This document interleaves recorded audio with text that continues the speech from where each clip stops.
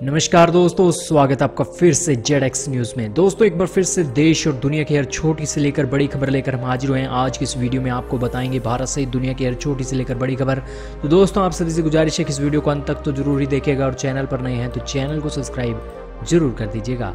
तो दोस्तों शुरू करते हैं बिना किसी देरी के आज की सबसे बड़ी खबर के साथ। जी हाँ दोस्तों, अरविंद केजरीवाल की तबीयत बिगड़ी, कल सुबह होगा कोरोना टेस्ट। जी हाँ दोस्तों, आज दिल्ली के मुख्यमंत्री अरविंद केजरीवाल की तबीयत थोड़ी खराब बताई जा रही है। उन्हें रविवार से ही गले में दर्द और बुखार की शिकायत है और ये कोरोना वायरस के कुछ हद तक लक्षण पाए जाते हैं। हालांकि कोरोना वायरस के कारण अब दिल्ली में भी हालात खराब हो रहे हैं और दिल्ली भी तीसरे नंबर पर पहुंच गया है और इसी के चलते अब दिल्ली के मुख्यमंत्री भी प्रभावित हो सकते हैं।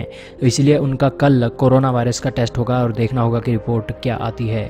चलते हैं अगली बड़ी खबर पर। यह खबर पाकिस्तान से जुड़ी हुई है। जी हाँ दोस्तों, पाकिस्तान में भी कोरोना का विस्फोट हो चुका है और पाकिस्तान के पूर्व PM शाहिद खाकान अब्बासी और पाकिस्तान के रेल मंत्री भी कोरोना से पॉजिटिव पाए जा चुके हैं। हालांकि पाकिस्तान में कोरोना वायरस की संख्या 1 लाख को क्रॉस कर चुकी है और इसी के साथ ही पाकिस्तान के बड़बोले रेल मंत्री भी कोरोना पॉजिटिव हो चुके हैं। ये खाने के बहुत शौकीन हैं और बहुत ही लालची इंसान भी हैं और भारत के खिलाफ तो इन्होंने बहुत जहर उगला है, लेकिन अब ये भी कोरोना पॉजिटिव हो चुके हैं।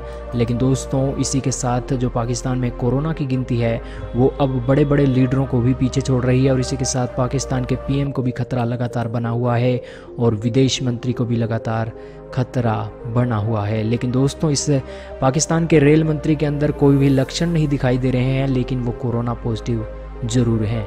चलते हैं अगली बड़ी खबर पर। यह खबर जर्मनी से जुड़ी है। जी हाँ दोस्तों, जैसा कि आप जानते हैं कि जर्मनी से अमेरिकी सेना पीछे हट चुकी है और डोनाल्ड ट्रंप के आदेश की आलोचना अब जर्मनी में होने लगी है। एंजेला मार्केल के सहयोगी ने इसे अस्वीकार्य बताया है। दरअसल 35,000 के करीब जर्मनी में अमेरिकी सेना काम करती है और जर्मनी की सिक्योरिटी के लिए अमेरिका वहाँ पर सेना की तैनाती करता है। दरअसल जर्मनी को रशिया से खतरा है, लेकिन यही रशिया से जर्मनी बहुत बड़ी मात्रा में अपना ट्रेड करता है। लेकिन अब अमेरिका 9500 से भी ज़्यादा अपने सैनिक जर्मनी से हटाने वाला है, जिस कारण से अब जर्मनी की रातों की नींद उड़ने लगी है। हालांकि ये मूव तब चला गया है जब अमेरिका ने जर्मनी को कहा था कि आप G7 के लिए हमारे देश में आइए, लेकिन जर्मनी बिल्कुल मुकर गया था कि हम आपके देश में G7 के लिए नहीं आएंगे, जिसके बाद से ये कदम और ये खटास जर्मनी अमेरिका रिश्तों में आई है। चलते हैं अगली बड़ी खबर पर। यह खबर नेपाल से जुड़ी हुई है। जी हाँ दोस्तों, नेपाल के 7 जिले में स्कूलों का निर्माण करेगा भारत। जी हाँ दोस्तों, नेपाल के कई लोग कहते हैं कि भारत नेपाल की क्या मदद करता है, नेपाल ही भारत की मदद करता है। तो दोस्तों ये उनके मुंह पर करारा तमाचा मारने वाली खबर निकल कर आई है कि नेपाल के 7 जिले में स्कूलों का पुनर्निर्माण भारत करने जा रहा है। हालांकि बहुत से लोग नेपाली भाई कहते हैं कि भारत का कोई भी रोल नेपाल में नहीं है, तो उसके लिए ये एक तमाचे भरी खबर है, क्योंकि दोनों देशों के बीच समझौते हो रहे हैं और करीब 56 स्कूलों का पुनर्निर्माण भारत की सरकार करवाने जा रही है और इसी के चलते अब समझौता भी हुआ है और ये जानकारी खुद नेपाल ने भारतीय दूतावास के अंदर जाकर साझा की है। दोस्तों आपको जानकारी के लिए बता दें कि नेपाल चीन का पट्टा है और नेपाल ने आज चीन के हांगकांग मसले में चीन को समर्थन दे दिया है और इसी के साथ हांगकांग मसले पर नेपाल ने अपनी हामी भर दी की है कि हम चीन के साथ इसमें खड़े रहेंगे और इसी कारण से लिपुलेख दर्रे पर भी अब नेपाल भारत पर आक्रोश बढ़ा रहा है। चलते हैं अगली बड़ी खबर पर। यह खबर भारत चीन के तनाव से जुड़ी हुई है। जी हाँ दोस्तों, सैन्य कमांडरों में बातचीत के 2 दिन बाद ही LAC के पास नजर आए चीन के हेलीकॉप्टर लगातार भारतीय इलाकों की निगरानी कर रहे हैं। जी हाँ दोस्तों, ये तस्वीरें आप लद्दाख सीमा पर चीन के हेलीकॉप्टर जो उड़ रहे हैं उसकी तस्वीरें हैं और इन्हीं के अनुसार चीन के हेलीकॉप्टर लगातार एविएशन नियमों का उल्लंघन कर रहे हैं और बॉर्डर के पास अपनी जो गतिविधियां हैं उसको तेज कर रहे हैं। हाल ही में उन्होंने कहा था कि हम जो अपना ये मिलिट्री की गतिविधि है और मिलिट्री एक्सरसाइज है वो भी उन्होंने की है और इसी के जरिए वो वीडियो भी जारी कर रहा है ताकि भारत के मीडिया को ये संदेश दिया जाए कि भारत और चीन के बॉर्डर पर तनाव अपने चरम पर है। लेकिन दोस्तों ऐसा नहीं है कि भारत और चीन में युद्ध के हालात बने हुए हैं।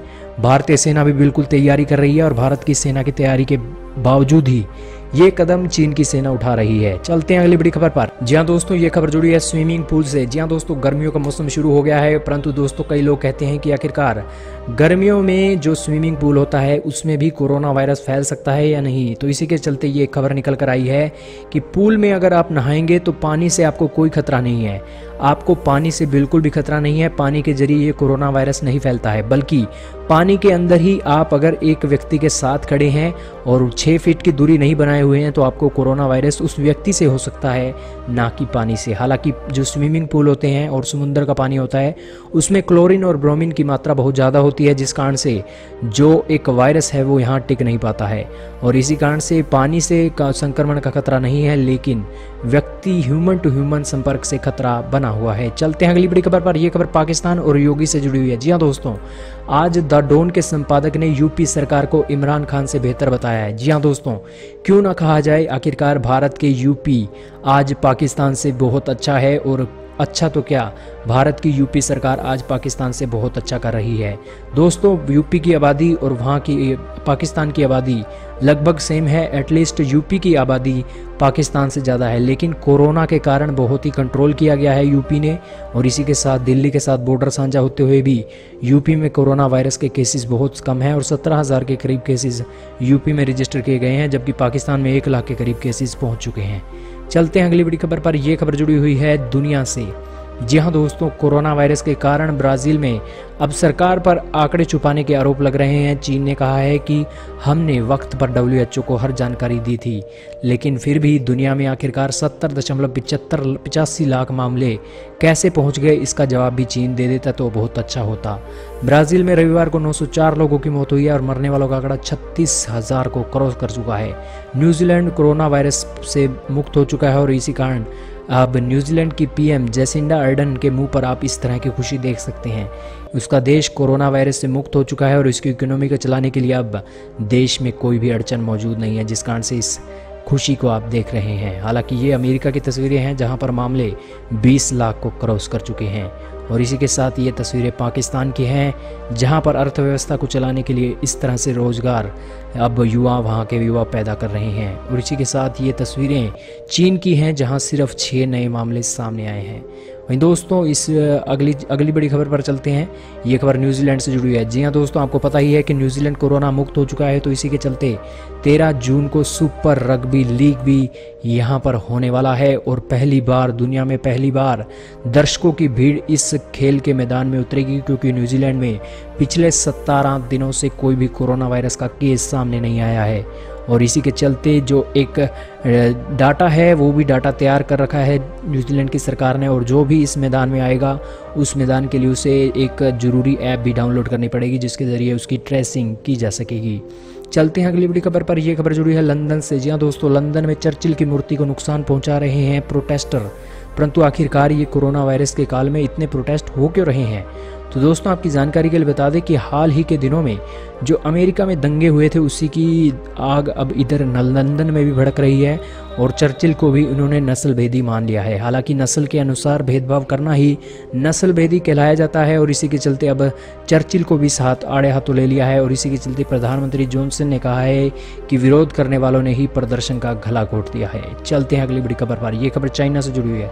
जी हाँ दोस्तों, चीन के खिलाफ अमेरिका समेत 8 देशों के सांसदों ने गठबंधन बना लिया है और कहा है कि चीन जैसा देश मानवाधिकार और ग्लोबल ट्रेड के लिए बहुत बड़ा खतरा है, क्योंकि ये जानकारियां तो छुपाता ही है, और इसी के साथ जो अपना एक ओरिजिनल डाटा है उसका भी ओरिजिनल डाटा का भी प्रयोग ये नहीं करता है, जिस कारण से चीन पर प्रतिबंध और एक्शन लेने की अब तैयारी पूरी कर लेनी चाहिए। चलते हैं अगली बड़ी खबर पर। यह खबर जुड़ी हुई है लंदन से। जी हाँ दोस्तों, शादी और शादी के बाद तलाक तिजोरियां खाली कर देता है। ऐसी ही खबर एक निकल कर आई है लंदन से। शादी के 22 साल बाद तलाक लेने के बाद अब उनकी जेब इतनी खाली हो चुकी है कि 6 करोड़ रुपए इन मियाँ बीवियों ने खर्च कर दिए अपने केस को लड़ने के लिए, और जब बिजनेस बंद किया तो सिर्फ 5-5 लाख में ही दोनों का तलाक निबट गया। हालांकि दोस्तों 2 साल तक केस हुआ। हालांकि इनका परिवार बहुत अच्छा था, पहले 3 बच्चे भी हुए थे, लेकिन 22 साल बाद दोनों में मनमुटाव हो जाता है, और जिसके बाद केस लड़ते लड़ते इन्हें 6 करोड़ रुपए वकीलों की फीस और कानूनी प्रक्रिया में ही खर्च करने पड़ते हैं, जिस कारण से इनकी जेब खाली हो गई, और जो इन्होंने कमाई अपने जीवन में की थी 50 साल की उम्र में, वो सब कुछ इन्होंने तलाक देकर खो दिया। और इसमें फ़ायदा कुछ भी नहीं हुआ, सिर्फ और सिर्फ फ़ायदा हुआ तो वकीलों का हुआ, जजों का हुआ और कोर्ट का हुआ। दोस्तों, विराम देते हैं आज की इन सबसे बड़ी खबरों को।